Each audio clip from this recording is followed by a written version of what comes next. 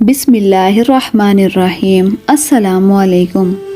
اللہ تبارک و تعالیٰ کے انسانیت اور خصوصاً اہل اسلام پر بے شمار احسانات ہیں، جن میں انسان کو بنانا، پھر خاتم النبیین صلی اللہ علیہ وآلہ وسلم کو ہمارا نبی بنانا، قرآن اور سنت پر پورا عمل کرنے والے کا امتی بنانا، ہماری ہدایت کے لیے قرآن مجید اتارنا، صحابہ کرام کو نجوم ہدایت بنانا، اپنی عبادت اور اپنے بندوں کی بندگی کے اظہار کے لیے 5 وقت نماز فرض کرنا، مال کو پاک اور صاف کرنے کے لیے اور اس کی حفاظت اور فقراء اور غربا کی امداد کرنے کے لیے زکوٰۃ کا حکم دینا، بندوں کے عشق و محبت اور دیوانگی کے مظاہر کے لیے حج جیسی عبادت عطا کرنا، تقوی کے حصول کے لیے ماہ رمضان میں روزے فرض کرنا چند نعمتوں میں سے ہیں۔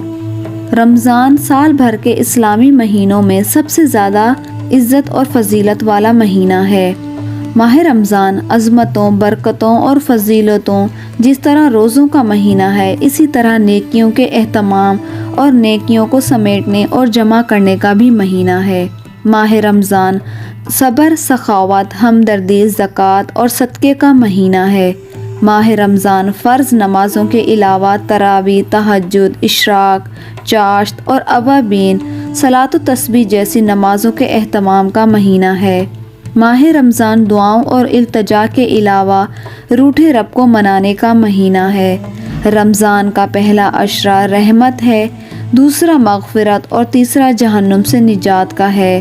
رمضان کا مہینہ آتے ہی آسمانوں اور جنتوں کے دروازے کھول دیے جاتے ہیں، دوزخ کے دروازے بند کر دیے جاتے ہیں، سرکش شیطانوں کو مضبوطی سے باندھ دیا جاتا ہے، مومن کا رزق اور نیکیوں کا اجر و ثواب بڑھا دیا جاتا ہے، نفل فرض کے برابر اور ایک فرض 70 فرض کے برابر ہو جاتا ہے۔ ایک روایت میں ہے کہ رمضان میں 1 مرتبہ سبحان اللہ کہہ دینا غیر رمضان میں 1000 مرتبہ کہہ لینے سے بہتر ہے۔ ایک اور روایت میں ہے کہ رمضان کی راتوں میں روزانہ ایک اعلان ہوتا ہے، اے خیر کے طالب آگے بڑھ، اے شرک کے طالب رک جا۔ اسی طرح یہ بھی اعلان ہوتا ہے کہ کوئی دعا مانگنے والا ہے کہ میں اس کی دعا قبول کروں، کوئی بخشش طلب کرنے والا ہے کہ میں اس کو بخشش دوں، ہے کوئی گناہوں سے توبہ کرنے والا کہ اس کی توبہ کو قبول کر لوں، کوئی صحت مانگنے والا ہے کہ اس کو صحت اور عافیت عطا کروں۔ اللہ تبارک و تعالیٰ کے اس ندا کا نتیجہ یہ ہے کہ اہل ایمان کا رجحان رمضان المبارک میں خیر و سعادت والے اعمال کی طرف بڑھ جاتا ہے۔ جو آدمی روزے داروں کو حلال کی کمائی سے روزہ افطار کراتا ہے، پورا رمضان فرشتے اس کے لیے دعا کرتے رہتے ہیں اور شب قدر میں اسے حضرت جبرائیل علیہ السلام مصافحہ کرتے ہیں۔ اس کی علامت یہ ہوتی ہے کہ ایسے شخص کا دل نرم ہو جاتا ہے اور آنکھوں سے آنسو نکل آتے ہیں۔ آپ صلی اللہ علیہ وآلہ وسلم نے فرمایا کہ مسلمانوں کے لیے ماہ رمضان جیسا کوئی بہتر مہینہ نہیں اور منافقین کے لیے اس سے برا کوئی مہینہ نہیں۔ اس رمضان سے داخل ہونے سے پہلے اہل ایمان کا اجر و ثواب لکھ دیا جاتا ہے اور منافقین کے گناہ اور ان کی شقاوت لکھ دی جاتی ہے۔ یہ اس لیے کہ مومن عبادت میں قوت اور یکسوئی کے لیے رمضان سے پہلے ہی اپنا راشن اور دوسری ضروریات کی فکر میں لگ جاتا ہے، اور منافق اہل ایمان کی غیبت اور ان کے عیوب کی تفشیش میں لگ جاتا ہے۔ رمضان میں ذکر کرنے والا مغفور ہوتا ہے اور سوال کرنے والا خائب و ناکام کبھی نہیں ہوتا۔ علماء نے لکھا ہے کہ روزے کے 3 درجے ہیں، عام، خاص اور خاص الخاص۔ عام روزہ تو یہ ہے کہ پیٹ اور شرمگاہ کے تقاضوں سے پرہیز کریں۔ خاص روزہ یہ ہے کہ ان کے کان، آنکھ، زبان، ہاتھ، پاؤں اور دیگر اعضاء کو گناہ سے بچایا جائے۔ یہ صالحین کا روزہ ہوتا ہے۔ اس میں 6 باتوں کا اہتمام لازمی ہے۔ آنکھ کی حفاظت کے لیے آنکھ کو ہر مکروہ اور اللہ تعالیٰ کی یاد میں غافل کریں۔ آنکھ کی حفاظت کے لیے آنکھ کو ہر مکروہ اور اللہ تعالیٰ کی یاد سے غافل کرنے والی چیز سے بچایا جائے۔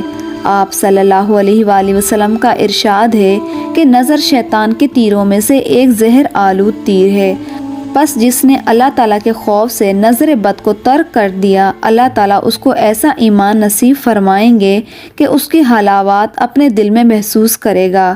زبان کی حفاظت کے لیے بیہودہ گوئی، جھوٹ، غیبت، چغلی، جھوٹی قسم کھانا، لڑائی جھگڑے سے محفوظ رکھے اور خاموشی کا پابند بنے اور ذکر اور تلاوت میں مشغول رکھے۔ یہ زبان کا روزہ ہے۔ حضرت سفیان ثوری کا قول ہے کہ غیبت سے روزہ ٹوٹ جاتا ہے۔ آپ صلی اللہ علیہ وآلہ وسلم کا ارشاد ہے کہ روزہ ڈھال ہے، بس جب تم میں سے کسی کا روزہ ہو تو کوئی بیہودہ بات نہ کرے، نہ ہی جاہلت کے کوئی کام کرے۔ اگر اس سے کوئی شخص لڑے یا جھگڑا کرے یا اس کو کوئی گالی دے تو کہہ دے کہ میرا روزہ ہے۔ کان کی حفاظت یہ ہے کہ حرام اور مکروہ چیزیں سننے سے پرہیز کرے، کیونکہ جو بات زبان سے کہنا حرام ہے اس کا سننا بھی حرام ہے۔ اور افطار کے وقت پیٹ میں کوئی ایسی حرام چیز نہ ڈالے، کیونکہ اس کے کوئی معنی نہیں کہ دن بھر تو حلال سے روزہ رکھا اور شام کو حرام چیز سے روزہ کھولا۔ اور خاص الخاص روزہ یہ ہے کہ دنیاوی افکار سے قلب کا روزہ ہو، ما سوا اللہ سے اس کو بالکل ہی روک دیا جائے۔ البتہ جو دنیا کے دین کے لیے مقصود ہو تو وہ دنیا ہی نہیں بلکہ توشہ آخرت ہے۔ بہرحال ذکر الہی، فکر آخرت کو چھوڑ کر دیگر اموار میں قلب کے مشغول ہونے سے یہ روزہ ٹوٹ جاتا ہے۔ ارباب قلوب کا قول ہے، دن کے وقت کاروبار کی اس واسطے فکر کرنا شام کو افطاری ہو جائے گی، یہ بھی ایک درجے کی خطا ہے۔ گویا کہ اللہ تعالیٰ کے رزق اور فضل پر اس شخص کو اعتماد نہیں۔ یہ انبیاء، صدیقین اور مقربین کا روزہ ہے کہ آپ صلی اللہ علیہ وآلہ وسلم کا ارشاد ہے کہ اس ماہ میں 4 کام کثرت سے کرنے چاہیے: لا الہ الا اللہ کی کثرت، استغفار کی کثرت، جنت کے سوال کی کثرت اور جہنم سے پناہ کی کثرت۔ ماہ رمضان کو قیمتی بنانے کے لیے چند باتوں کا اہتمام بطور خاص بہت ضروری ہے۔ تمام فرائض اور واجبات کی ادائیگی کا خوب اہتمام کریں، اور اگر قضا نمازیں ذمے رہ گئی ہیں تو رمضان کے بعد قضا نمازوں کی ادائیگی اور روزوں کی ادائیگی کو بھی پورے عزم کے ساتھ مکمل کریں اور سچی توبہ کریں اور دل کو گناہوں اور گندے خیالات سے پاک رکھے۔ دل کو نفرت جیسے جذبے اور انتقام اور حسد کی آگ سے بھی دور رکھے۔ صدقے کی عادت ڈالیں، تلاوت کو کثرت کے ساتھ کریں، دعاؤں کا اہتمام کریں، خصوصاً internet, social media, T V جیسے خرافات سے اپنے آپ کو دور رکھیں۔ اس رمضان کو گزشتہ رمضانوں سے بالکل ممتاز بنا دیں۔ قرآن کریم کی تلاوت زیادہ سے زیادہ کریں، قرآن کریم اور صورتیں یاد کرنے کی کوشش کریں، مساجد اور مدرسوں کے ساتھ پرخلوص تعاون کریں، مستحقین طلبہ اور طالبات کے لیے یونیفارم یا ان کی کتابوں کا بندوبست کر دیں، یا کسی غریب کی بیٹی کی رخصتی کے اخراجات کا بندوبست کر دیں۔ اس طرح کرنے سے انشاءاللہ آپ کا روزہ اور رمضان دونوں کی برکتیں صحیح معنوں میں آپ کو حاصل ہوں گی۔ اور اللہ تعالیٰ سے دعا ہے کہ اللہ تعالیٰ ہمیں اس رمضان میں اور آئندہ آنے والے رمضان نصیب فرمائے، اور اللہ تعالیٰ ہم سب کو قلب سلیم عطا فرمائے۔ آمین۔